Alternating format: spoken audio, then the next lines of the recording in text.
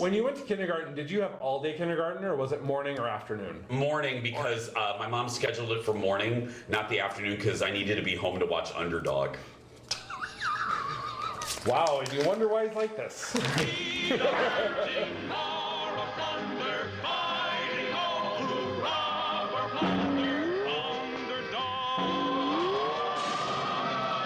Here we go. Let's make it a good day. You're a tiger. Give it up for Debbie Gibson, everyone. We do it our own way. Yes! I'm gonna start crying and laughing so hard. I did not do that. Now, here's Jason.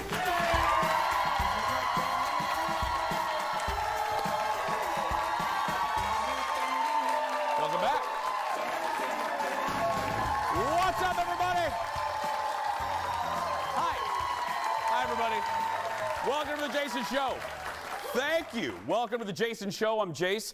That is actually a true story. And what's funny, and I just realized that backstage, the whole Underdog thing, I wasn't making that up. And my mom's watching. Well, she watches every day, I hope. But my mom's watching, and she did. I remember her coming in the room and telling me that I had the option of morning kindergarten or afternoon. And we moved it because I needed to watch Underdog. Now, listen to this.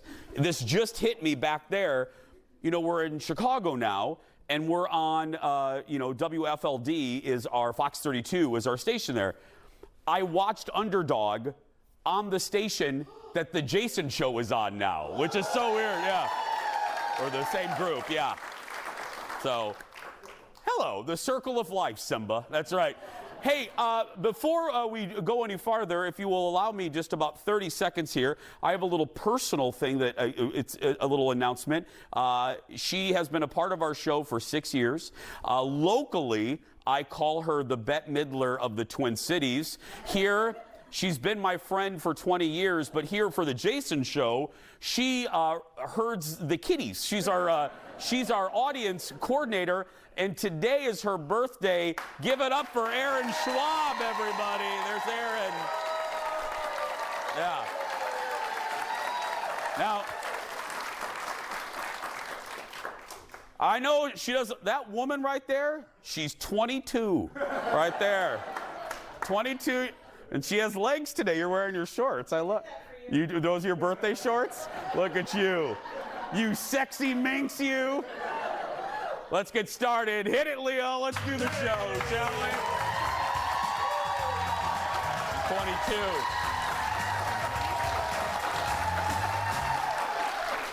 Audience, give it up for my sidekick sister, Kendall Mark, everybody. Welcome back. Thank you. Happy birthday, Erin. Happy birthday, Erin. Thank you so much. She looks lovely. That's right. Lovely. And if you're here locally, if you're ever looking for something to do, Erin really is. She's I call her the Bette Midler of the Twin Cities. She does cabaret shows, and she's a singer, an actress, everything. And so look her up on Facebook and go to one of her shows. She's fantastic. But welcome back. I missed you. Thanks. I missed you too. You smell nice. He's trying out a new. Sorry. Well, yeah. I realize this looks really weird. I was sniffing Jason. You were trying out a new cologne. Yeah. Well, first of all, I think you can sniff me. It's fine. Yeah. You like it? smell really Okay, yeah. I good. was trying to do one. I know. You smell good. Our executive producer, Jeff, hates it because I spray the cologne on in our meeting room. Yeah, and then he chokes and gags and is all dramatic about it. But yeah, anyway. I have another little personal note, and you're going to notice in shots of the audience, I have some family in the audience. Now, look, here in the studio audience, we have an age limit. You have to be 18. And one day soon, I'll tell you why we had to change. It's a story of this is why we can't have nice things. We used to allow teenagers, and then one not so nice woman ruined that for everybody. So now we have to cap the age at 18. However, you may notice some little humans in the audience today. Now they're my kinfolk. They're my relatives up there. There they are right there. They're here because they're part of a little segment we're doing.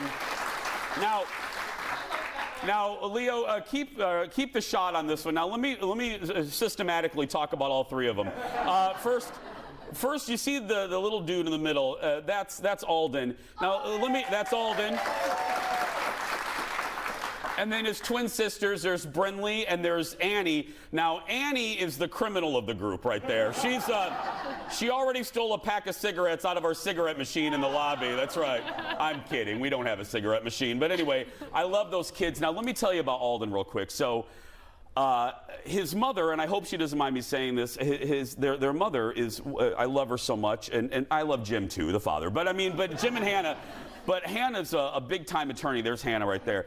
And I had called Hannah one day with just like a question, just hey, da-da-da-da, something, I don't know. It doesn't matter. She did a little, answered a question for me and helped me out. So I left her a voice text. Now, this is an example of the apple doesn't fall far from the tree. So I left Hannah a voice text because I hate asking people for favors. But I texted Hannah back and go, oh my God, thank you so much, blah, blah, blah. I really appreciate it. And as a thank you, tell Alden that he can have my car. So then 32 seconds later, I get a voice message from Alden, and this is what Alden said. Hey, that's a binding contract.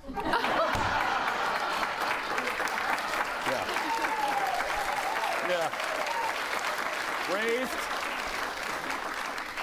Raised by a lawyer he was. That's right. And now Annie wants my car and Brinley wants, so anyway. They'll have to share it. Cars. I know. Let's get started, everybody. Time for the hot dish. Roll it, Leo. Here we go. Woo.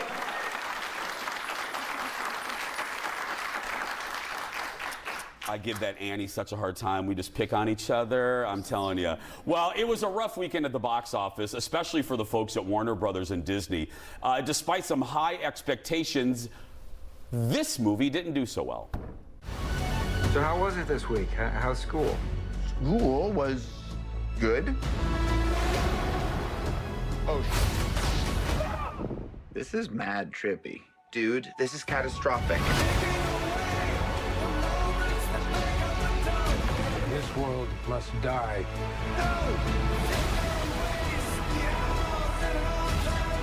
I'm not gonna lose her again. It's not Clark. My name is Kara. I will help you. Interesting group. Want some help? Wait, he's Batman? You want to get nuts? Let's get nuts. But that's sort of nuts. So the Flash, couldn't run fast enough to run away from some controversies. It struggled out of the gate. It only made about $55 million. And experts, it was supposed to be tracking towards 75 million at the box office. Here is my theory on this. A couple things. First, you have a star in Ezra Miller. They are controversial. I don't need to go back through all the controversies. You can Google it. Been accused of some horrible things and has been broiled in controversy for a year or two. So you have a star, you have the Flash that is, and I say this mildly, problematic. Then you do not put your cast out for press interviews. No. Why? Because the cast is going to be asked about the problematic lead. Then you mix in the fact that what's one of the main publicity generators for movies? Late night talk shows. Oh. There are no late night talk shows because of the writer's strike. Even though their ratings have gone down over the years, just like everything, if you combine the ratings of all the guys, all the late night shows, it's a ginormous audience to publicize movies. Studios don't have that. They just don't have that right now. And it's reviewed well. I saw it. I loved it. But people just didn't flock to it. Now, it wasn't just The Flash that struggled. Disney Pixar's Elemental also had a very un-Disney-like open. The film is now expected to be the second worst opening of any Pixar movie in Pixar's history. This one brought in about $29.5 million. Experts weren't all that surprised because they say Pixar is in the middle of rebranding itself. Here's my theory. Nobody knew about it. No, the marketing, and I go to a lot of websites because of this, like pop culture websites because of this job. I didn't see a lot of pop-up menus. I know they were marketing, but I didn't see it. I was just at the Disney parks. Usually when there's a big Disney movie, if you go to their parks, there's banners and cups and cupcakes and T-shirts, and I didn't see a lot of elemental stuff. So I don't know if marketing was, I don't want to blame it all on marketing, but I don't know if marketing because the movie's good. It's 92% on Rotten Tomatoes audience score. That is tremendous. I think they put so much into The Little Mermaid right now, too, that like everybody's talking about The Little Mermaid and the fact that that just came out, what, 2 weeks ago? Yeah, 2 through, yeah. Yeah, and this is coming out so close to that, and it is something new. And Disney kind of said that. We've been doing a lot of things that people are already very familiar with these characters and these different things. An original story. This is an original story, so it might take a while to pick up. But with people loving it, word of mouth could help. I hope so. I want to see it. And also, one more thing, Disney Plus. People are now, since the pandemic, people are used to watching Pixar movies on Disney Plus. The last 2 or 3 were released that way. Next in the dish, Cynthia Nixon is opening up a little bit about all that Sex and the City drama between Kim Cattrall and the other women. In a new interview with Vanity Fair, Cynthia says it was different filming and Just Like That without Kim, but it felt great, and this is almost an exact quote, this is so a little shady, it was great that everybody there actually wanted to be there. She says there's a huge difference between that and a set where you have to walk around on eggshells because someone is so unhappy for reasons no one really could understand. That's all. I mean, that is almost an exact quote, which leads me to believe, I wondered, is the beef with Kim just with SJP? Right. But it seems like Cynthia is irritated by her and Kim is irritated by Cynthia. That they're all kind of like, what is your problem with this? Kristen Davis didn't go into that much detail when she was asked about it. She essentially said, I really want to make the fans happy. I wish I could, but I can't. Moving on. Yeah, quickly, yeah. Yeah. And SJP said, too, in a similar interview, because, you know, it debuts Thursday, the new season on Max. I'm so excited. SJP was very sweet. She goes, I find it joyful that Kim and that Samantha came back, even in a limited form. So, you know what? Again, I'm Team SJP. There's enough people that have her back that say she's actually that nice. I don't know. Again, this Thursday on Max. We have a lot more to come. Stay right there. We'll be back right after this. Back in a moment.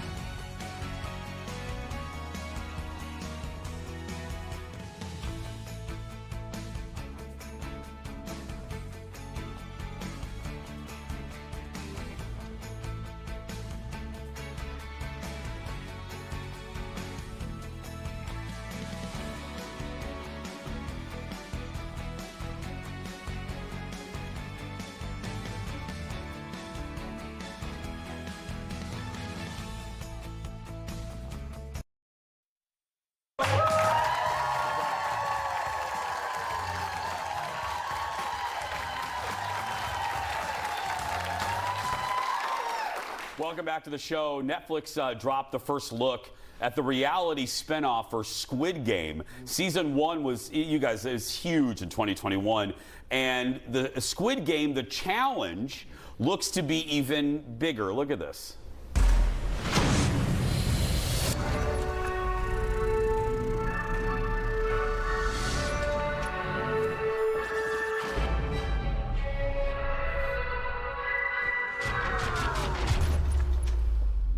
Attention players, please stand behind the line and await further instructions.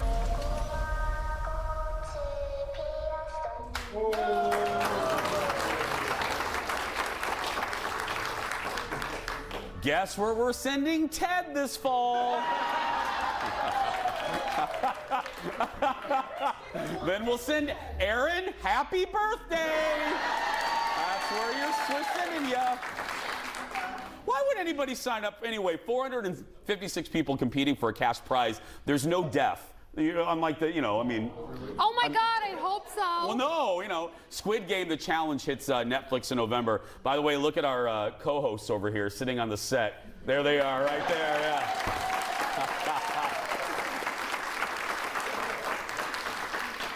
Oh, Annie. Anyway, it's time for a special serving of hot dish all the way from Hollywood. Give it up for Brad from TMZ, everyone. Good morning, Jason. Brad, really quick. Brad, would you go on Squid Game, the challenge? The death version or the non-death? I would do the non-death. The non-death version. Hey, I mean, I'd try it out, right? I think the cash prize is supposed to, set records, so it's worth a shot. Oh, okay. Well, there we go. Hey, first up, it wouldn't be a day if someone wasn't outraged about something. Today it's the Oscars. What are people upset about now? Well, it's the Oscars because there was a report over the weekend that said that there are going to be new diversity rules in place for pictures to be nominated as Best Picture. Now, some of these rules from this article claim that the cast has to be a certain amount of diversity or from an oppressed group. Some of your lead actors and actresses, you must have to have someone from a diverse group as well, because remember, a couple years ago, there was the hashtag during the Oscars, Oscars So White, so they kind of took some heat for that. And if this article is true that the New York Post did over the weekend, there will actually be rules in place if films want to go home with some hardware. Now this makes sense, because I remember Richard Dreyfuss was just asked about this, and he was very, let's say, uncensored about his feelings about it. He was absolutely uncensored about it. And to be honest, Jason, I think that that's kind of what we've been seeing, at least on social media. So it'll be interesting to see if more big names kind of speak out against this. Next up, a dramatic announcement at the Blink 182 concert over the weekend. What happened? Well, they had a couple shows here in LA over the weekend. Blink 182 did on Friday and Saturday. And if you're familiar with the band, you know the drummer is Travis Barker, who of course is married to Kourtney Kardashian. She was in the stands Friday night holding up a sign that said, "Travis, I'm pregnant." There you see it there. Quite the baby announcement, but she also kind of solidified things. She showed her baby bump on social media this weekend, so exciting news for them. That was absolutely not planned. That was so spontaneous. I'm sure the Kardashian cameras had a good shot of that too, right? Yeah. Finally, Meghan Markle is looking to, rebrand? Well, it's kind of needed because remember, you and I talked about last week that $20 million Spotify deal that fell through because they just couldn't publish enough content. Now there is a article going around over the UK that says that she is close to signing a deal with Dior, of course, the huge fashion house. Now, unclear exactly what she'll be doing with them. I can't imagine she's doing any designs, but probably just kind of the face of the brand. I think it'll be an interesting pickup if they do, but obviously, if she does sign with Dior, it's kind of take her in a whole other direction. You know what? I think that would be great. I can see her doing that. That's a good gig. Yeah. It makes sense. I mean, she's got the background. She's got the family. Of course, everybody knows her.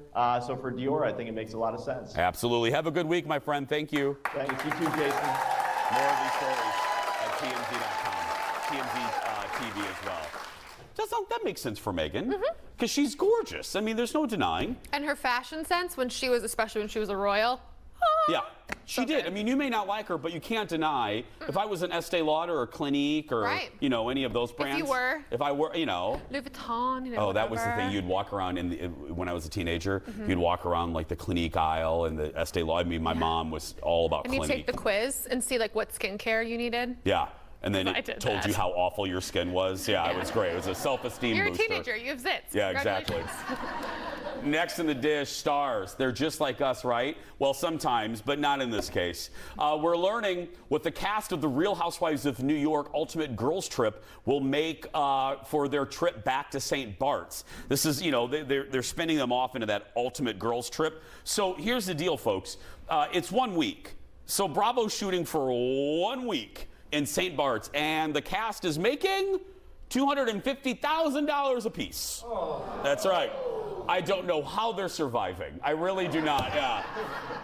No, I just rewatched. I have what I call my napping shows, a show that I put on because I can't sleep in silence. So I put on, and I'm watching New York season 3 with Scary Island, Al Sharpton, and with Kelly Ben-Simone.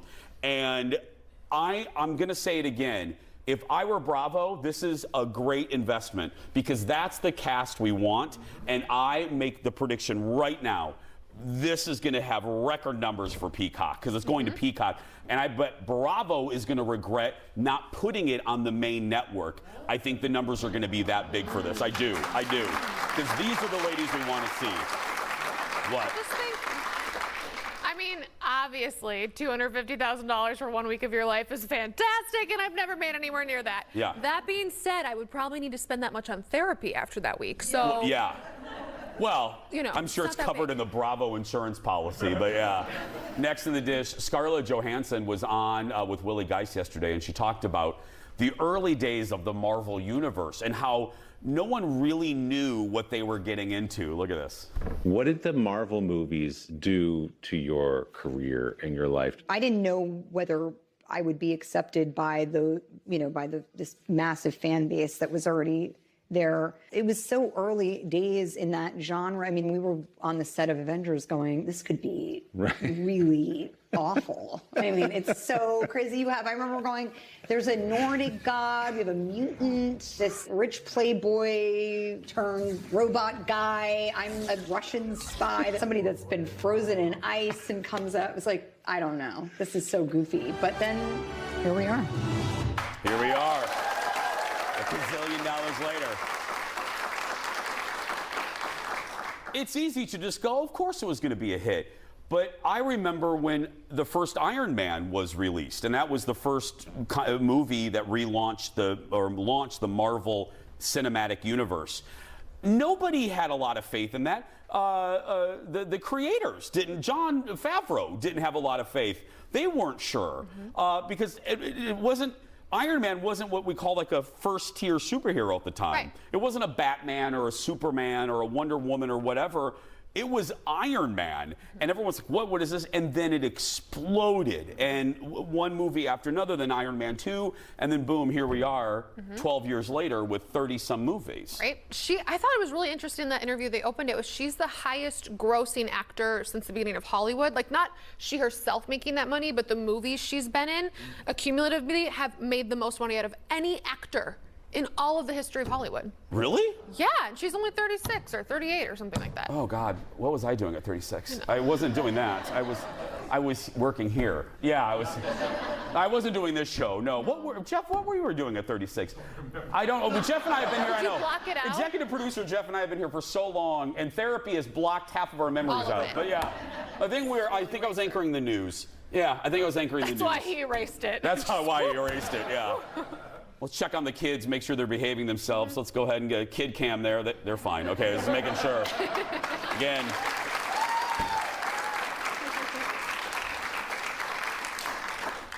Annie, I'm watching you. Just watching, Annie. She stars in the new Wes Anderson sci-fi movie Asteroid City. That hits theaters later this week, getting good reviews. Coming up in a little bit, I'm telling you, this is a show, I'm getting ready to, you'll see the tease here. I when I walk in every morning, I sit down on this little stool and I gossip with executive producer Jeff for about 20 minutes. It's true. It's true. And usually 7 minutes of that gossip session is about one show, and it's not ours. It's not ours. Yep. And we have a guest from that show coming up. So go get some more coffee, go get a cronut or a donut, and we'll be right back. Back in a moment, everybody.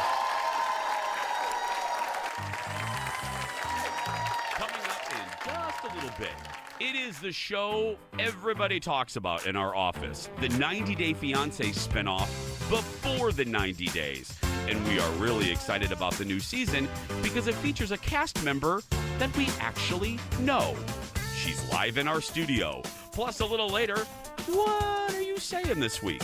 We're going to find out when we open up the Jason Show mailbag. That and more when we come back.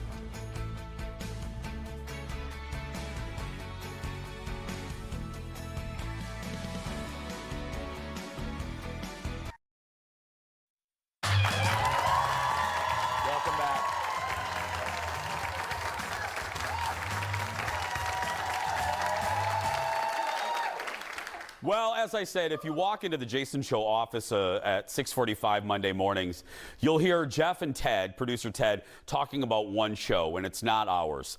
90 Day Fiancé. Well, our next guest, it's featured on the new season of the spinoff before the 90 days. And if you're here locally or Philadelphia, you may recognize her. Look.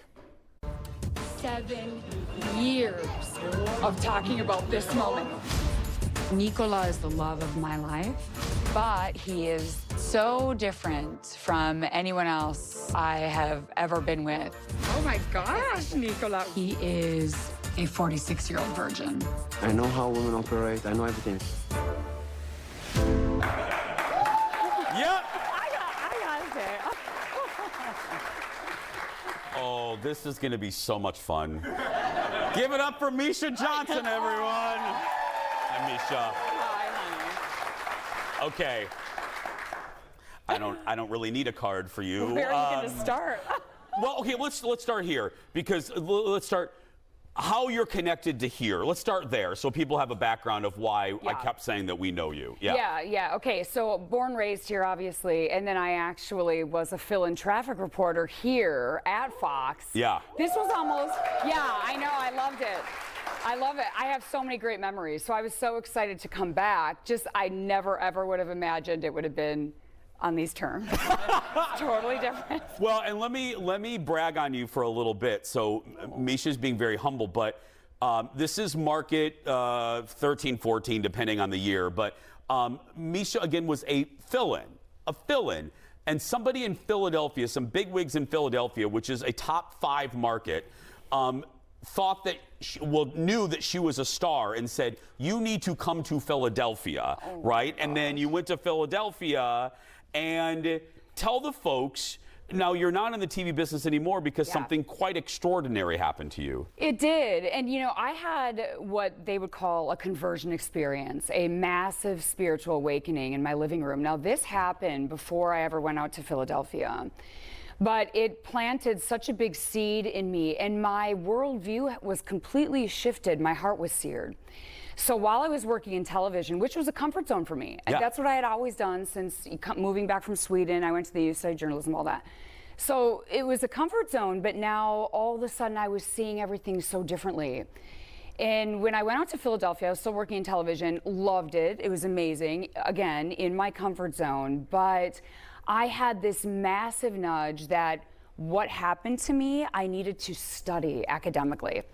So ultimately, after my first contract in Philadelphia, I said, no, I'm gonna go back to the Midwest, and I'm gonna go back to school and study sacred theology as my master's. Now I'm in my PhD, but at the point, I knew I had to go deeper. So that's where that shift was, and that's why I'm back here. And then because of that, you had friends that were like, bye, you had family, right? And you felt a little isolated. Is that so?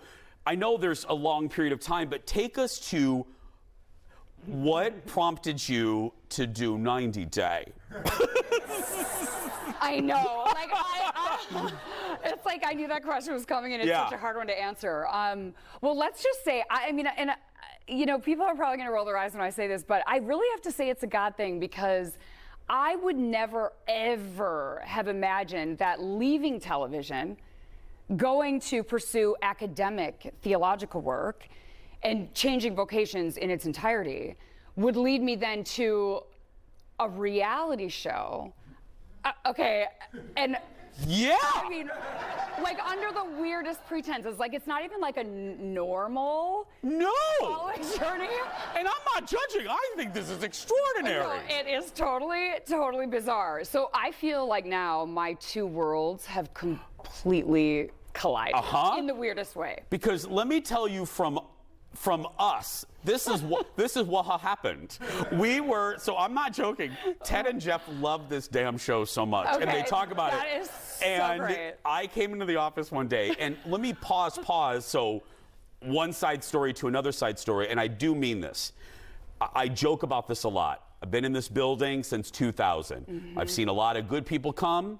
I've seen a lot of good people go. I've also seen a lot of morons and a lot of just horrible people. Horrible people. However, I'm not just blowing smoke.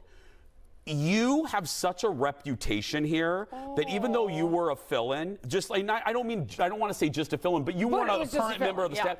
You left such a heartprint on our staff. People still love you. You were so kind, right? Jeff knows this. So, okay. So I can't come here to cry. No, but on the show. I do, Misha. I do mean it though. And you know, when I was in high school, all the pretty people were mean to me. So I'm just saying, so when pretty people are nice to me, I just really accept it. But so we're in the office, and Jeff turns his chair around. He goes, "We're gonna roll the trailer on the show today for before 90 Day." He goes, gosh. "Do you know who's in the cast?" And I went, "No." He goes, "Misha." And now it's a Monday. Yes. I am still thinking about the weekend with Hannah and Jim. You know what I mean? And I go, "Misha?" And he goes, Misha. And I go, "No." And we watched the trailer. What were you thinking, right? Oh my God. I bet. I thought, oh my God. And the second thing was, when can we book her? Like, when can we get her on the show? I'm sure. So we have like a minute left in this segment. So give me the Reader's Digest. Were you scared? So I brought you up to where we are. what made you press that enter button to submit yourself? Well, I was submitted by a family member. Oh! Yeah, and because they knew Nicola and I had been talking for so many years, and they were like, this is so you, and it's your comfort zone. And I was like, I mean, I guess I would share that journey. Maybe it could help someone. Nothing's perfect. Maybe it'll actually really do some good. So I never, ever thought that we would actually get a phone call, and then I wrestled with it. I wrestled with it for a little while. It was a hard decision for you? It was a very hard decision, yes. How long did it take you to, how many phone calls from TLC did it take? I'll just say many. There were many phone calls that had to take place because I had always been in the public sphere with media, but as a professional, this was taking you into a very personal space that's very weird. Part 2 of Misha's journey when we return. Back in a moment. Oh, God. I'm not joking. That day.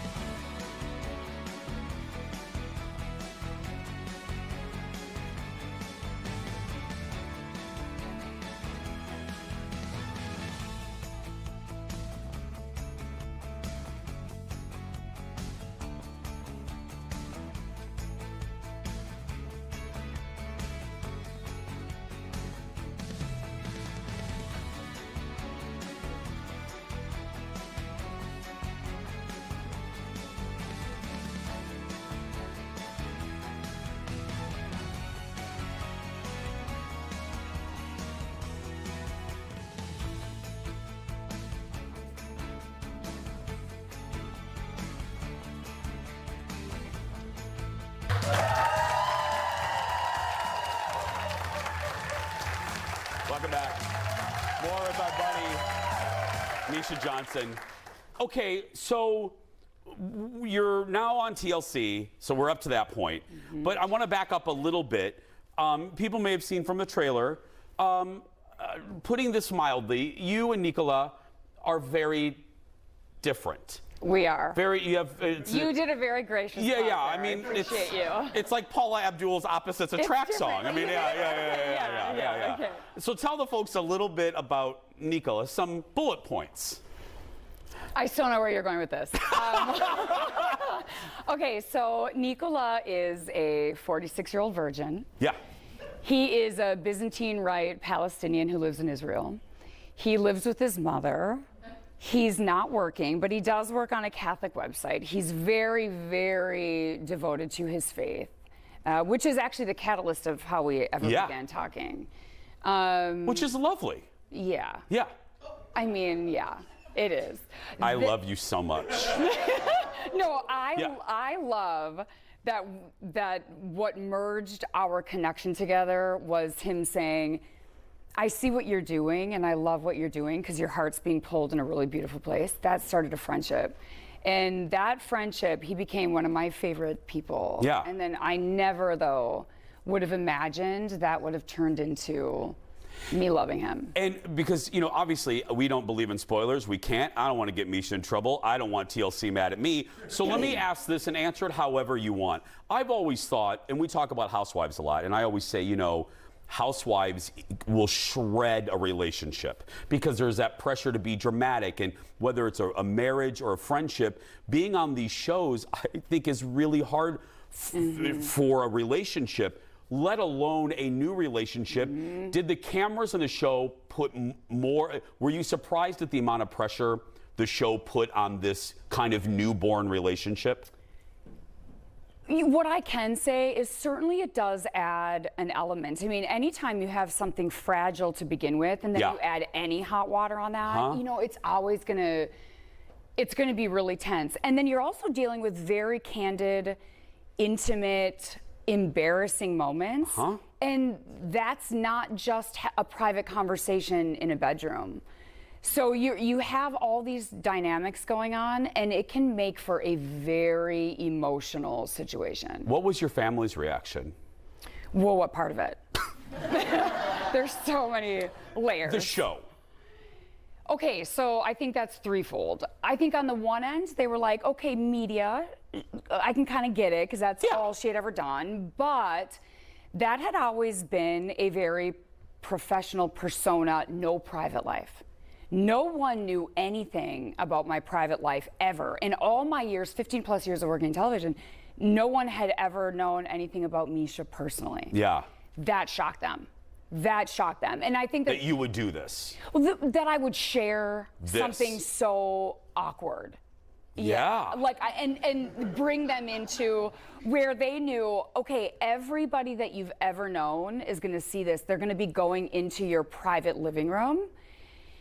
But, you know, I think that in the reality of life and how life is so not perfect, there was a part of me that said, I'm at a certain age now where I'm just way more confident and comfortable with who I am in life, so being not perfect, that I finally got to the point where I was like, maybe it'll be good for somebody. So they know that the persona that they've always seen of someone in media is so not perfect, and love is so not perfect. And so I really thought if it touches one in a good way, it's maybe worth it. Yeah. On the lighter side, and I hope you don't mind that I noticed that I'm going to say this, that I noticed, is it hard for you to watch? Because I noticed even during the little clip, you were like this, oh God, I can't listen to it, just like you. Are you just sick of seeing it, or is it just, because like I don't watch this show back a lot unless I, you know, but it's just hard, you know? It is. Number one, I've never liked watching myself in all the years in television. You know what I mean by that? I know exactly what you mean. And it's weird because people go, oh, but did you watch it? You did this thing. And it's like, no, I would never watch that. That's like so gross. But then. Because you see all your flaws. You notice, And you don't want that on your mind and your heart. Like, life's hard enough. You don't need all that. So it's not so much that. It's more when there's so much emotion attached to everything that the viewer's seeing. There's so much around that on so many levels, here and in the heart, and then all the other stuff that goes with it. So I think for me, it was just, it's just hard to watch because I know there's so much emotion there. And there's so much more to come, right? Oh, you have no idea. That's how Misha ended her email to me like that. She's like, you have no idea. No, like we have not even scratched a surface. That's why maybe I'm kind of like not looking. Because you know the ride that we are getting ready to go on. I know everything. Yeah. And let me tell you, I always like to pull the curtain back for y'all. I wasn't kidding, and Misha can back me up, and the studio audience. Producer Ted, who should be chained to the control room right now, in that commercial break, ran out here to talk to Misha. Okay, I love him so much. I know. I love him. Okay, will you come back at the end when you can talk about everything? You know I will. You know I will. Give it up for Misha, everybody. 90 Day Fiancé Before the 90 airs Sunday on TLC. I Love You Too, and is available on Max. We'll be right back. Back in a moment. Give me a hug. I love you. So much. Thank you for doing this.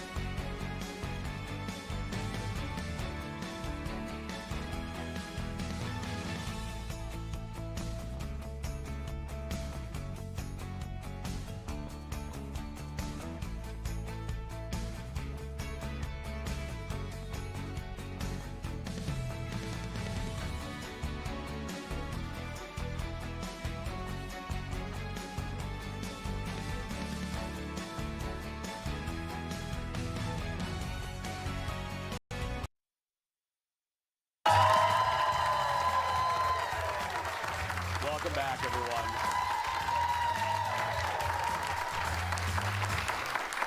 It's Monday, and every Monday we see what you have to say about our show, good, bad, and ugly. Let's open up the Jason Show mailbag, Leo. Hit it. That's right.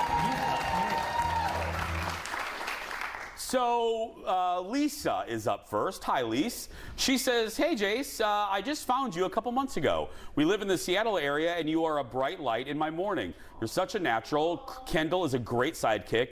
We love all the crew, especially Stephanie Hansen. Please take Stephanie to Costco. Yeah, because let me explain. Stephanie Hansen, our foodie queen, she's done a lot of things. She's never been to Costco. Nope. And she's never been to Olive Garden or Red Lobster. So we're going to take her to both of those. She's so shishi poo poo. That's right. She doesn't know the joy of eating lunch at Costco because of the free samples and endless shrimp at Red Lobster. That's right. Next is Cindy with a suggestion. Cindy writes, I was watching Friday's show and was wondering why you don't tape during the commercial breaks for the Jason Show YouTube channel. When you say, hey, if you only knew what happened during the commercial break, it always intrigues me. You know, that's actually a great idea. But sometimes it's just naughty. It's just naughty. And it's really, and I say this, it's really just for them. You know what I mean? It's yeah. It'll motivate. We hope that it'll motivate you to come see us because we tell them. I always try to tell. We do a Q&A every day, and I tried to tell them a story I could never say on TV. Nope. Yeah. Never. Ever. Yeah. Next up is Heidi. Hi, Heidi. She has two questions for us. First up, she says, I know it's more than 2 months until the Minnesota State Fair, but number one, do you know when the show will be at the fair? And number two, do you know if you'll have Midwestern Mom at the fair? Well, who did it? I see you, phone ringer. It's him right there. Anyway, okay, so two things. Yes, we will be at the Minnesota State Fair. I'm there for the radio show in the morning, and then the Jason Show is live every weekday except for Labor Day. So we will be out there every day. Number two, Midwestern Mom is booked. Keep an eye on our Facebook page. We now list guests. So yes, you probably... I don't know if I'll be at the fair. Kendall, might have to roll me delivery on a stick. Yeah, that's right. We'll be by the Miracle of Birth Barn just in case. Exactly. Kathleen has this, that would be a great TV segment. Oh, God. Kathleen has a suggestion. She says, I think Jason should have to change places with Kendall and wear a pregnancy stomach for 1 hour each week until the baby is born. That way he'll have an idea of what she's going through. Kathleen, Leo, go ahead and take 5. Nope. Next up. Nope. Eric's working on it. Nope. What? We're actually working on this. Okay, fine. I'll do it. That's fine. Next, yeah.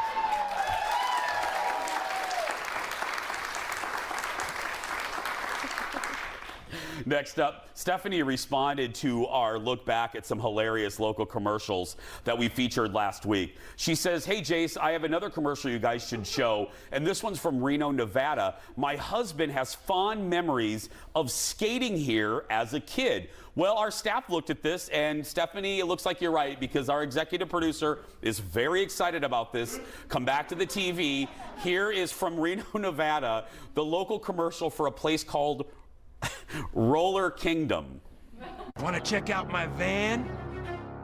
I got some candy. Hey, kid, you want to join our gang and spray paint under a bridge? No, bug off, man. I'm going roller skating. I want to be addicted to roller skating, not crap. Because we roller skate today, we will go to college tomorrow. Prison is full of people that have never roller skated. I'm Brad Armstrong, owner of Roller Kingdom in Reno, Nevada, keeping your kids off the streets since 1999. I say no to drugs. I say no to gangs. I say no to unplanned pregnancy. I say no to meth. I say no to reefer. I say yes to roller skating.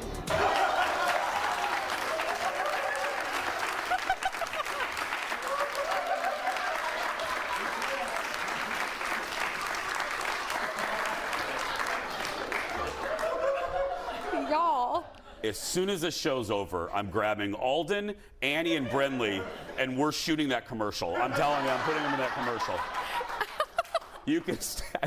Did that kid say say no to meth? Yes, and unplanned pregnancies. Oh my God. God.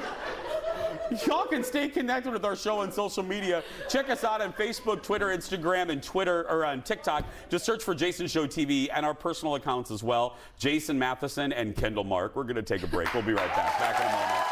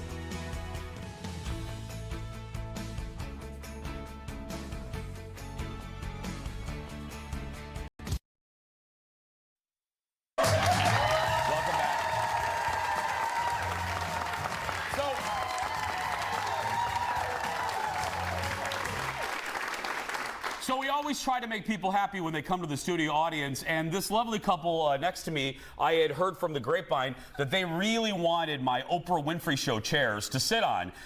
Now, a chair is really from Harpo Studios, oh my gosh. Here we go. There we go. So we'll put you in these for the final segment. We'll be right back in a moment. There we go. We'll get.